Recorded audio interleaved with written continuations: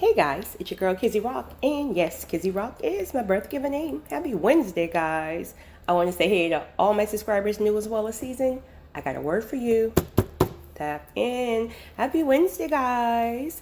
This may happen to be a pretty long recording from what I can feel in my spirit right now in the direction it's going to go. I want to talk to you guys about my opinion, all caps, opinion/opinion. About just trauma and different things that is related to it. Now, again, I'm no psychologist, I'm no psychiatrist, no therapist. I'm speaking solely just from my spirit right now. But I want to read this email that I got from a gentleman to you guys. It says, "Hey Kizzy, I've watched your last several recordings over and over again on trauma. I'm glad that someone is speaking out on trauma because, as you know, it's very taboo in our community at times. I'm a male who was given up for adoption, yet my mother raised all three of my other siblings. As a matter of fact, I don't know who my dad is. I don't think my mother knows as well. Every time I seem to ask her or to get closure, she literally just ends the conversation and uses reverse psychology. My mother is a narcissist. As an adult, it is showing up in my life in different areas. I have no trust in relationship. I do not trust women. I have major anger and abandonment issues. My mother's choices has also caused sibling rivalry, which you spoke about in one of your recordings. My siblings judge me on being angry as well as defensive. But how can they judge me when I was the only one who was given up? Yet they were loved on. I just want to say thank you because your last recording has led me to seek therapy." Well, first, listen. I'm so excited for you. I'm so excited for you. The first step of healing is first acknowledging that you need to be healed. But many times you don't even know you need to be healed because if you're raised in survivor mode, which most or a lot of black families were, like if you're raised in survivor mode, you grow up in survivor mode. So how do you even know that you're traumatized? How do you even know that there's issues you need to change? Well, sometimes what God will do is he'll expose you to a healthy family, or he'll give you the download, or he'll give you the conviction, right? So you'll start to see things like, wait a minute, life can be beautiful. Wait a minute, marriage can be healthy and beautiful. Wait a minute, this person over here has peace in the midst of all kind of crazy storms. Like what? Why can't I get that? Right? Why can I get it? So God will expose you to certain things, right? What's the saying? When the student is ready, the teacher will appear, something like that. So I think this is why it's important for people to seek counseling or therapy at their own timing versus trying to force people into it. Because when you're trying to force people into it, many times they shut down. Because I'm not about to open up I'm still traumatized. So I trust nobody. I'm still traumatized. So why would I sit here and have a conversation about my life, what has happened in my life, to a stranger? So many times people have that mindset. So I think the person in order to really get the effects, I think you do have to be ready. You have to be ready to heal, right?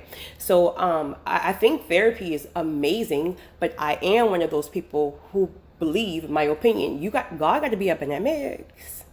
God has to be up in that mix. You know, therapy helps you to understand a lot of your ways, right? To help you realize how this particular childhood experience have caused you to act this way, right? They dig up those roots, and then it helps you to understand why.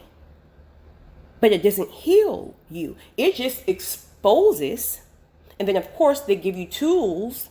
But in order to even make those tools useful, I feel like, listen, you got to have Holy Spirit, please give me some grace to not get triggered. Or when I get triggered, please give me the grace not to react. Like, I feel like God has to be in that, but that is just my opinion. Some people take therapy and don't even believe in God, and I'm sure it works for them. I'm just saying, right? All right. So I'm so proud of you. I really, really am. Also, a lot of people, they don't see the results quick enough. It's almost like they might go to like 2 meetings or 3 meetings, and it's almost like this stuff is not working. And really, those first couple of meetings, they're really just trying to get to know you and identify your issues, and what was your childhood like, and what are you like today. Like, they're really just trying to dig up. And so I think because people don't see the results that they assume would happen really quickly, they kind of just give up on it and feel like, I'm just wasting my money. This thing is not working, blah, blah, blah. But you got to stick to it. Of course, therapy is very, very expensive, very expensive. Before I forget, I want to say this, and I hope I have the name right. If I don't have the name of the YouTube channel right, I'm going to tag it in my description. If I forget, please somebody hit me up in the comment section and be like, please tag that link. And I think it's called Crappy Childhood Fairy, something like that. Crappy Childhood Fairy. Listen, if you can't afford therapy, even if you can afford therapy, still, it's great to be able to listen to other people, right? And do your own research, of course. But I happen to really like her because she really digs down and helps people to understand how childhood trauma really, really affects your life. When you start listening to her, you will understand, like, what? I'm not the only one who feel this way. I'm not the only one who have to deal with these type of emotions. Like, she breaks things down to anyone who have had trauma in childhood. So again, it's the Crappy Childhood Fairy, something like that, but I'll tag it. All right. So also, I want to say this too. A lot of times what people don't realize is that your parents were probably traumatized. Sometimes this stuff is generational. And we're going to talk about the different levels of, or different experiences that can be part of trauma. It's just not only being physically abused. There are so many different issues that can cause trauma and just literally hit you in a way that your life is altered. But a lot of the stuff that you may deal with, you might see some of those same patterns within your family. But as a chosen one, what are you called to do? You're called to break cycles. So then again, that's why you are kind of the one that's set apart and nobody gets you. They probably don't even like you half of the time. You're set apart. So God is going to use you, expose to you, heal you, and then maybe send you back, or most likely send you back for the ones who are ready. Remember, you can only help assist people when they are ready. Mind you, you're still healing too, because healing is a process. It might be an ongoing lifetime journey, right? But the point is, you are starting to learn and discover things that maybe your parents or your grandparents never had a chance to even realize. Like, seriously, therapy, definitely back then, therapy was not like, So God will help you to help them in one way or another. He will guide you and tell you how. But one of the biggest mistakes that people can make, in my opinion, is before you even have a firm footing with your healing process, again, not healed fully per se, but you don't even have a footing. And then you go back and try to help the others before you're fully healed, not fully healed, but before you have a firm footing, and before you know it, you're just tied back up in that web of just, toxic bonds and toxic empathy and all that stuff that can comes from traumatized family members, things like that. All right. So I want to talk about a few different ways that someone can be traumatized. Again, this is my opinion. All caps, opinion. All right, let's talk about lack of affection and lack of emotional needs. These are individuals, of course, it can branch off in so many directions, but I'll just kind of give one as an example. These are individuals who may have parents who've never hugged them, never even said, I love you. Like there's no type of affection when you were a child. Well, there's a good chance if your parents didn't have you sit on their lap when you was 12 and 13 and they're just rubbing your head and you're so beautiful, you're so this, you're so that, there's a good chance your parents didn't even experience that from their parents. It's not like, how can you really give something that you weren't exposed to yourself? And then the cycle continues.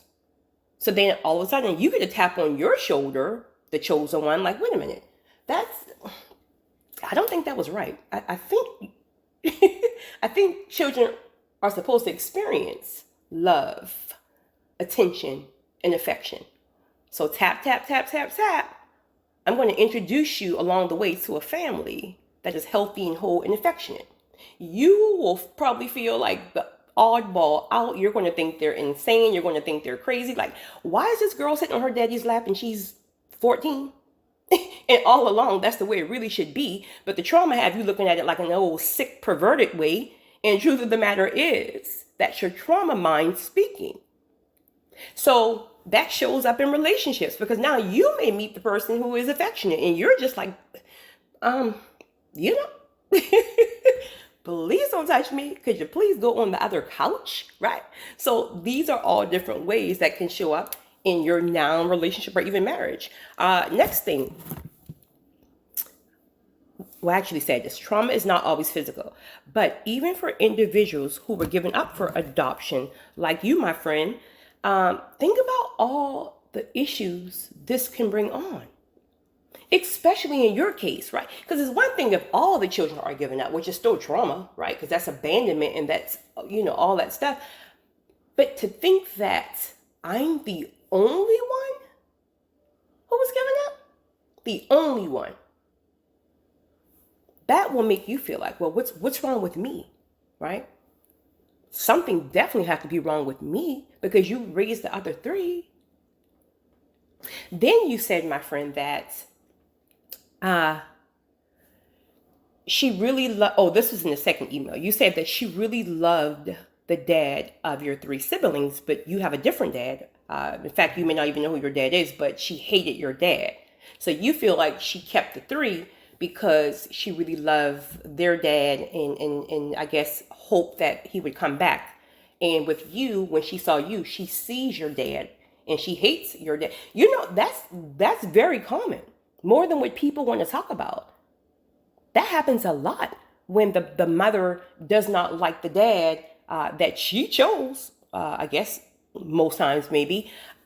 She doesn't like the dad, or maybe the dad hurt her or left her for someone else. Now when she sees that child, is that, get out my face, you look like your daddy. It's not even funny, right? I'm just laughing because it's all like, wait a minute. You're telling me, get out my face because you look like, don't even come by me because you look like your daddy. That's rejection. That's hurt. That's, you're not good enough. You're going to be nothing and trifling just like your daddy. And we wonder why. I'm jumping ahead of myself, so I'm going to go ahead and just mark this right quickly so I don't go back over that. But we wonder why when you hear like this wave of stuff that's going on right now and about black women this and black women that, the first thing that a lot of people say is, well, ain't your mama black? Ain't your mama black? Well, ding, ding, ding, ding, ding. They don't like their own mamas, right? Not everybody, of course. But let's keep it real here. This is something that a lot of people don't speak about. Every son did not have that nurturing, beautiful relationship with their mom, right? Now, we know the side of the boys who like boys love their mama, right? Boys are overprotective of their mamas. But what about those siblings? What about those, little boys who were told, you look like your daddy, I don't like you, you're trifling, you're going to be nothing, you're stupid, and they heard that stuff all their life from their black mother. And now the only feedback you can give, some people can give, is, ain't your mama black? they don't like their mama. This is why they may have an issue with black women. All of your life, you saw a hateful mother. For whatever reason, you saw a hateful mother who hated you.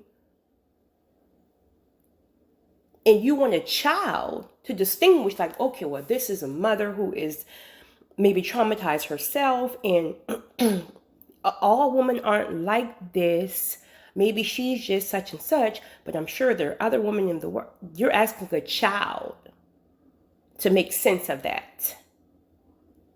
And again, let's be fair. That's not everybody, because you got some boys who may have been traumatized. And listen, they still love their mama, period. So it's not a one size fit all. I'm just trying to hit it from different directions. Okay, so next thing. Sibling rivalry.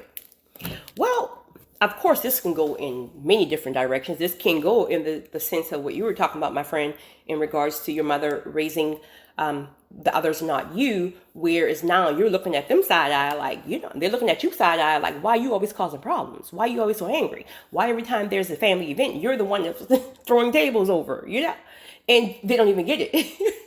But sibling rivalry can happen in so many different ways. This is why I always tell people or people who I speak with, please be careful trying to compare your children, because every child, I don't have children, but I don't need children to speak on this. Every child is different. You may have a child who is just, interested in just watching the news all day and just being up under their grandparent, because they're like that old soul, like they're quiet and they're just different, they're unique. And then you have a child who's off the wall and crazy and just, and you're trying to compare the two. Or you may have a child who's very smart and get all A's in school, but the other child may be a visual learner and got all D's. And now you're thinking this child is dumb because he or she learns different, right? Because the system has failed children tremendously, have failed many of us tremendously. They throw you in all kind of literate courses and classes versus understanding that every person learns different. Like, that's me. I'm a visual learner. You show me something one time, boom, I got it. But and also give me the A, B, C, D answers. I'm going to get it right. But you mess around and give me a questionnaire and ask me to fill in the blank. No. That whole page will be blank, right? We all learn differently. So now you're comparing this child. Oh, well, your brother gets all A's, and here your dumb self, you're getting D's. Your brother is a star, football player. And here you are, you just want to sit here and, twiddle your thumbs. And now that child is looking at the other sibling like, wow, mom and daddy really like you. You get all the attention. And now that stuff is being developed even when they're children. And so now they're adults. And now they go at each other. You're like, well, what is wrong with these kids? I done raised y'all like that. Well, maybe you did. And so sibling rivalry can come in that direction, or usually, I won't say usually, but it does a lot. But before you know it, you have one child or two who's ganging up against one. They're doing things to make the other child life miserable. The parents may even know about it and don't even do anything because they feel like children are being children. No, you have a child that is torturing your child. But because therapy is so taboo, because most parents don't even know how to express themselves, emotionally. The child is left to figure things out for themselves. Then what happened? They become adults. And now what? They're defensive. They're angry. And the crazy thing about it is that you have the individuals in life who have traumatized a person will be the same individuals who turn around and say, why are you so defensive? Well, I guess I'm defensive because I don't trust you. I guess I'm defensive because you traumatized me. I guess I'm defensive because I had to go in the shell and freeze up all my life because you made my life a living hell. And you want to know why I'm so defensive and why I'm so angry at you. It's crazy. The world's crazy, I'm telling you. And also many times with that sibling rivalry, remember now your sibling is pretty much, other than your peers in school, but your siblings is pretty much the first children that you have access to. So if they're treating you wrong like that and you're trying to do everything in your power just to fit in, right? Especially my chosen ones, because you might already be dealing with some bullying and stuff like that at school, or people maybe at school don't understand you. And now you got to come home to siblings who are just making your life a living hell. So many times what happens too is later on in life, you become a people pleaser. Because remember, you're trying to do anything in your power to make people like you. Let it be the siblings or the bullies in school, whoever. It's all about, you're a child. You don't know any better. You can't fathom the fact that, okay, they dislike me because they see a light. I don't know. Right? You're a child. So all you want to do is try to make them like you so they can stop bullying you, so they can stop torturing you, so they can stop lying on you, whatever it is that they're doing in that household. And before you know it, you're an adult with a whole seed of people pleasing, all because the individual was right in your own household as a child. You had to do everything in your power to try to make things right. And now you can't tell anybody no. So therapy will help address all those things, help you to understand why, break it down for you, teach you how to put up boundaries, things like that. So you're no longer a people pleaser. So you now know how to say no. So you now know how to understand that I was never the problem, right? This person was a problem for their own insecurities, their own whatever. So that's how therapy helps you to understand why you are the way you are. You hear people say a lot of the times, I'm a people pleaser. But why? It's really not normal to try to please everybody. Now, it's good to be selfless, but when you're talking about being a people pleaser, that means you're doing things you don't even want to do, right? You're just saying yes when you don't feel like saying yes. You're showing up when you don't even feel like showing up, because you don't want the individual to be disappointed like your siblings were disappointed back in childhood. So you're trying not to relive that feeling in childhood, right? You want them to like you. You want to do anything in your power to make them like you. Just tell me why you don't like me. Help me to, all that stuff is now showing up in your relationship. That's why you're begging people in a relationship to stay. All right, next thing, molestation. Listen, I mean, I think nowadays it's starting to come out where men are speaking out more on it, or people are now, making sure that boys being molested is just as common as girls being molested, right? Where before it just kind of seemed like everybody would talk about the girls. Now, I'm going to say something, and please listen. I'm not saying that molestation is what causes people to be gay or people to be confused, or I'm not saying that. I truly am the person who believes, listen, only God knows certain things. Only God knows certain things, why this and why that. I'm not saying if I agree with it or if I don't agree with it. I'm just saying that nature versus nurture, you have to consider all things involved. Well, if a child's first experience, let's say 4 or 5 years old, if a child's first experience is that of the same sex, I mean, that's your first experience. Those spirits have entered you. That spirit of confusion have entered you. And again, let me be fair. I'm not saying that is why people are gay. Nobody has that answer. I'm not speaking about right or wrong. We're speaking about if that could have happened and caused that. I'll give you a few examples. Okay, I have a couple of friends who are either bisexual or gay, or even just confused, if you will. The 5 that I know, And these aren't even everyday people. These are like people I've just maybe encountered in life. The 5 I know, they've been violated. I have a friend, not a close associate, who she's a female and she's attracted to females. Don't even want to be, but she is. Well, she said when she was 7, she lived in a household with like a bunch of, crazy people, aunts, uncles, just a house full of just foolishness.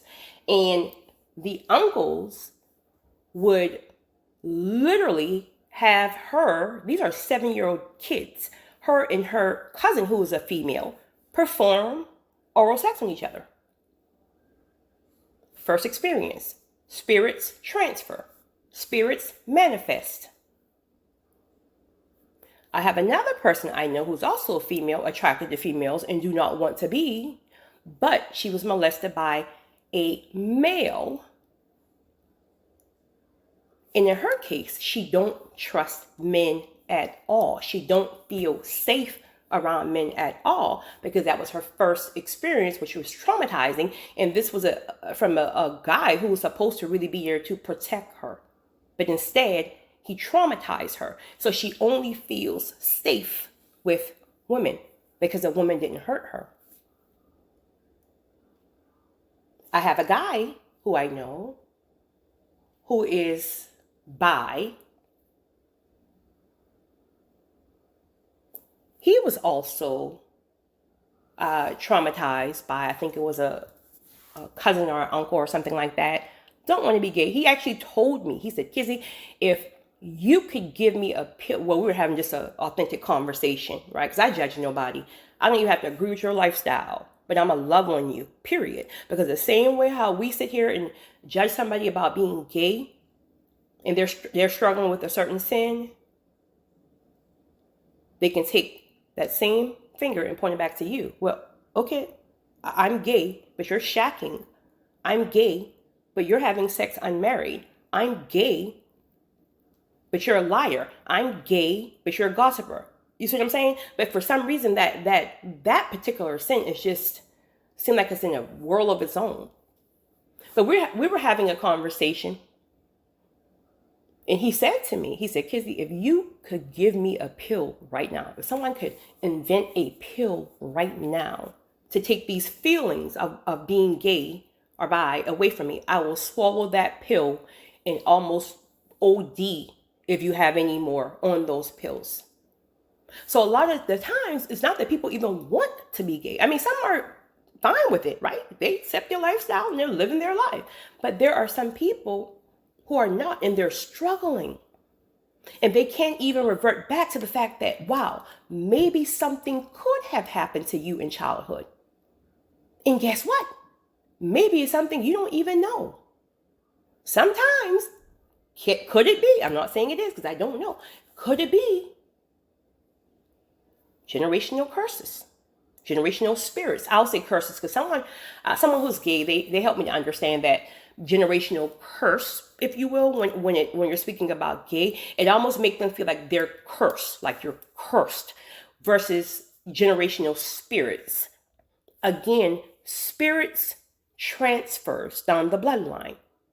So just because your child is not gay doesn't mean this person, your sibling's child, may not be gay. I mean, it's in the bloodline, it's spirits, but it doesn't have to hit everybody. So I'm gonna leave that alone. But again, of course, that's not everybody, because some people feel like there's nothing at all that has happened to them. Some people feel like they don't know. They may have been a baby. I had a guy told me, I think he said he don't know, but in his spirit, he feel like something could have happened to him when he was a baby, but nothing that he can actually remember. But yeah. All right. So next topic is bullying. You know, I saw a video recently, I think it was on TV, interview with Fat Joe. And he was saying that he was bullied in school. Actually, it made me cry. I was sobbing crying, because he was saying that Not only was he bullied, he had one friend. And this is the part that just broke me down. He had one friend, right? This is his only little friend who he can have somebody to talk to other than the people who hate him in school. And one day the bullies was jumping him again, and the friend was with him, and the bullies looked at the friend and said, if you don't join in with us to jump him and beat him up, we're going to beat you up. And guess what the friend did? The friend jumped in. He said he went home and he cried for hours, and then that developed like this hardness in him, like, I don't trust nobody. Da, da, da, da, da. Well, how can you? You're a child, and the one best friend, the one person you felt safe around, turned their back on you as well. That's rejection. Rejection builds a lot of hate. So bullying definitely is trauma in different areas. Definitely people pleaser spirits, because again, they don't like you. How can I make them like me? What can I do? What can I do? What can I do just to make this feeling stop? What can I do just to make you guys leave me alone? People pleasing. And I'm sure you don't feel worthy or have self-esteem issues because in your mind as a child, if they're bullying me and everybody's beating me up, why is everybody in the school disliking me? So there have to be something wrong with me. I have to be ugly like they say. I have to be fat like they say. I have to be such and such just like they say. And most of the time, those same children at home are getting traumatized. So they're expressing that foolishness on you. And you interpret everything that they say. I saw a video. Someone shared it. It was heartbreaking. It was a little girl. That little girl probably, she couldn't have been no more than 5, 6, maybe. And I think they were doing her hair or something was going on in the recording. I couldn't even watch it after I just got the first little part. And she said something like, I'm ugly. And then I think they said, well, who told you that or something like that? And she just kept saying, I'm ugly. I'm ugly. Oh my God. Woo, child. How does a child at that age really believe that they're ugly? And I mean, say it as if they really, really believe it. Who's saying that to her? Is it the children in the school, or is it even her own mom? Stop eating all the cereal. That's why you're fat right now. I don't think parents understand what their words do to their children, right? And nobody's perfect, but I'm just speaking in general. So yeah, bullying, definitely. Next thing, kids who were forced to raise children. Like, why are you trying to make me, these are your kids. Why am I 9 up in here raising your 3 and 4-year-old? And then you have a lot of parents who feel like, well, no, you're just going to do it because you got to look out for yourself. Well, okay, that's cool too, but why is it forced? If anything, it should be rewarded. Okay, well, I have to work today. Can you watch your siblings? And at the end of the week, I'll take you to get something special, blah, blah, blah. But when you're forcing children on children, children should be children. I know 2 instances right now. One is actually personal. It's someone who were forced to raise children. And I remember her saying, like, when I ever get old enough to get up out of this house. And she had like 4 or 5 kids, siblings that she had to raise.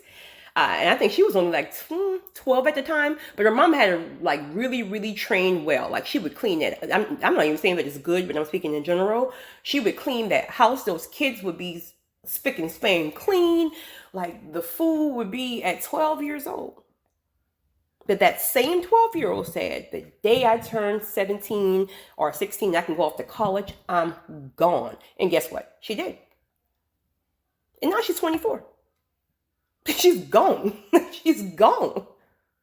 And then she told me before, she's like, Auntie, well, I just told her myself, but it's a friend of mine, child. She don't care because we talk about it all the time. But she told me, he said, Auntie, I am going to live my life like you. I don't want I'm not having kids. But see, her experience is different from mine. I just never felt that. And to those of you ladies, people tell you all the time, oh, you will just feel when it's time. You will feel when it's time. Don't allow anybody to make you feel like something is wrong with you because you don't have that feeling that you want children. Maybe God will bring it to you in another season. But if it hasn't hit you yet in a certain season, please be okay with that. Because most of the people who got kids don't even want them. Don't let people, But she tells me all the time, she's like, Auntie, I don't want no kids. But see, her experience is because kids were forced on her. So it turned her off. So that can be a form of trauma too. Because you're leaving me in the house. I'm only 12. I'm sitting here freaking out because someone could break in this house. So I'm all full of anxiety, worrying about who's knocking at the door and who's there. And I got to sit here. These kids are yelling. I'm trying to tell them to be quiet. You say answer the phone on the 5th ring and I'm just freaking out. Like, is it the 5th ring? That's traumatizing. That's a child. That child doesn't feel safe being left alone in the house at very young ages. If you've experienced that, especially if you guys live in the hood and there's just, people shooting, people knocking on the doors, that's traumatizing for a child. Next thing, men with side chicks. Listen, I had a guy told me one time, we were having a conversation about the same thing. And he was like, I think when he was speaking about it, he was trying to celebrate it, but me and my crazy discernment, I picked up on it. He was trying to celebrate it as in like his dad got all these side chicks, right? But mind you, his dad is married to his mother. Like they still are a family in the household. But because the son didn't have a babysitter or whatever, or maybe the dad took the son, because I think he said he was only like 12 or 13, something like that. Maybe the dad took the son to make it seem as if he was doing, some fun things with his boys. But instead, he would take the son to the side chick's house and literally sleep with them, all this stuff. Like he experienced all of this. So he was more so less celebrating it. Like, yeah, man, my dad, all these women. So I said, well, how did that make you feel? Oh, my dad's the man. But how did that make you feel? Considering that he's still with your mom. So how does that affect you, knowing that you got to still go back home and be around your mom? Versus if the dad was just doing this and he was single, or he could have 1,000 side chicks, but he wasn't married to this 13-year-old mom. And then as we spoke more and more and more and more about it, he's like, to be honest with you, kids, since you done, start this, like, every time we got home and we walk in that door and I would just look at my mom and it felt like I was betraying my mom. Mind you, boys love their mama. But he and many times they see their dad as like this superhero. So it's like he just have to go along with the fact that, oh, my dad got all these side chicks. But now I'm a 13-year-old boy coming home and I'm looking at my mama. And I know all these secrets. I feel like I'm betraying my mama. So if that's you, please leave your children out your foolishness. If you got side chicks, leave your kids out that nonsense because you're traumatizing them. If you can't find a babysitter, well, you shouldn't be doing it anyway, but you get my point. All right. Next thing. I didn't even know that this was a thing. I can't even grasp it, but obviously it is. Mothers who are jealous of their daughters. How long have I been talking? Oh, it's going to be long. Mothers who are jealous of their daughters. I had no clue. But it exists. That's traumatizing. Obviously, it's rejection. Let me speed this thing up because I am. People who were very different and very unique, but made to feel like your uniqueness was like taboo. Right? And at that age, of course, you can't really own it the way you should. You maybe own it now, but you may be a very different, awkward type person, and maybe because you were the only one in the family like that, they all rejected you. Criticized and emasculated. I spoke about that in regards to boys who mother were very toxic, just emasculating their boys. You're never going to be nothing, etc., etc., etc., etc.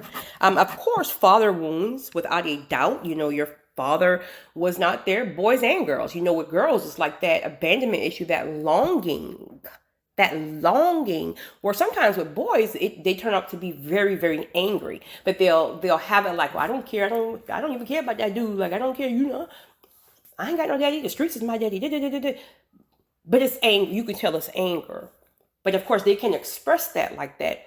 So it turns into rage. And this is why you got, not only, but you got some people they're in jail currently because of anger issues and things that they've done and just ways they acted out because they never were able to express how the fact that their father was not there affected their lives. So when you have a conversation with a guy and you ask about their day and you're like, I'm good. I'm good. That dude ain't been there, but I'm good. You can tell it's still rightfully so anger that they're dealing with. Domestic violence. This is huge. As children, you have to feel safe. When you don't feel safe in childhood, you don't feel safe in adulthood. This is why you have anxiety to the roof, all this stuff. So if you have parents who constantly fought around you, right? And as a child, especially boys, they want to protect their mom. As a child, you can't even do anything. Do you know how many kids have killed a father or a stepfather because they were beating on their mom? Domestic violence will have children literally terrified, traumatized. And now you have adults who don't feel safe in anything. Don't feel safe in relationships. Don't even feel safe around you because you're the one that traumatized me. So you want me to come, 30 years later and I'm supposed to just feel safe. Nope. Don't work like that. Crackheads. Well, I don't know if that came from. I sound like Judge Mathis. Parents who were addicted to drugs or alcohol. That's definitely traumatizing, especially your parents who were on crack because you might disappear 3 and 4 days. Now you got kids in the house by themselves. They're probably hungry, right? That's abandonment. Doesn't feel safe. Alcoholics, especially the one who rages, right? It's different as the alcoholic gets drunk and falls asleep, right? Gets drunk and just whatever. But to get drunk and beat everybody down and smash TV, that's traumatizing. And now you have adults who don't feel safe. I think we only have a couple of more.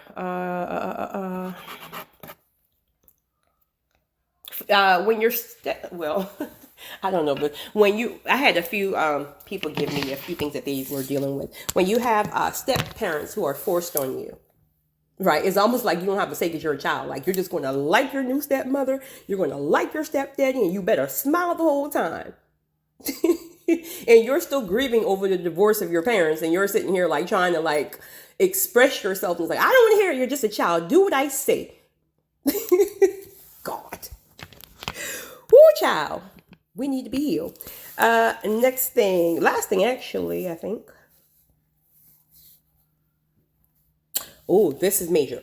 Having to be the adult when you're only a child. You're a child, but you have to step up to the plate to be an adult in a certain situation.